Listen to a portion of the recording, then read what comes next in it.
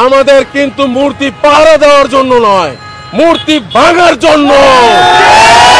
আজকে আপনারা বলতেছেন চট্টগ্রাম আপনাদের চাই, কেন যৌতুক চাচ্ছেন নাকি?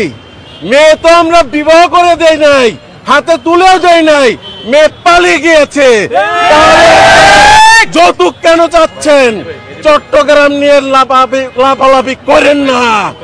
আপনারা যদি চট্টগ্রাম নিয়ে লাফালাফি করেন, আমরা কলকাতা, সেভেন সিস্টার, আগারতলা সবকিছু নিয়ে টান দেব এবং মরহুম আব্দুল হামিদ খান বাসানির পূর্ণ মানচিত্র নিয়ে নেব। আমরা বাংলাদেশের মধ্যে পূর্ণ মানচিত্র আমরা বহন করব, বাংলাদেশের পূর্ণ মানচিত্র নিয়ে আমরা ছেড়ে দেব। প্রয়োজন হলে আল্লাহর কসম খেয়ে বলছি, ভারতকে খন্ড খন্ড করে ছেড়ে দেব। এক থাপ্পড়ে তোর বাপের নাম ভুলি ভারতের মধ্যে পতাকা, কালেমার পতাকা উত্তোলন করে ছেড়ে দেব। ভারত শাসন করবে মুসলমান। আপনারা গোমূত্রর সন্তানেরা, তোমরা জানোয়ারের সন্তান, তোমাদের সাথে আমরা কি লড়বো?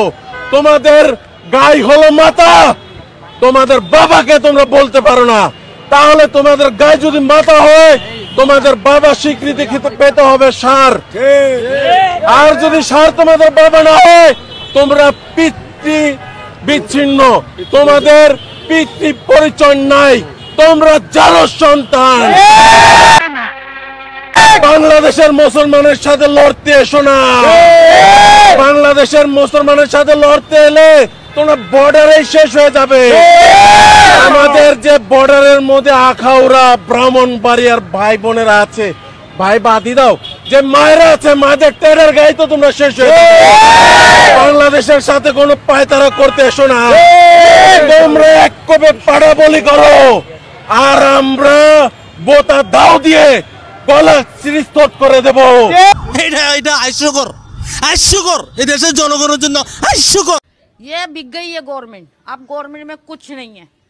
ये भैंचो सारे मिलके हमको पागल बना रहे हैं। জবাই করব, বাংলাদেশের সাথে লড়তে এসো না। বাংলাদেশের সাথে লড়লে এর পরিমাণ ভালো হবে না।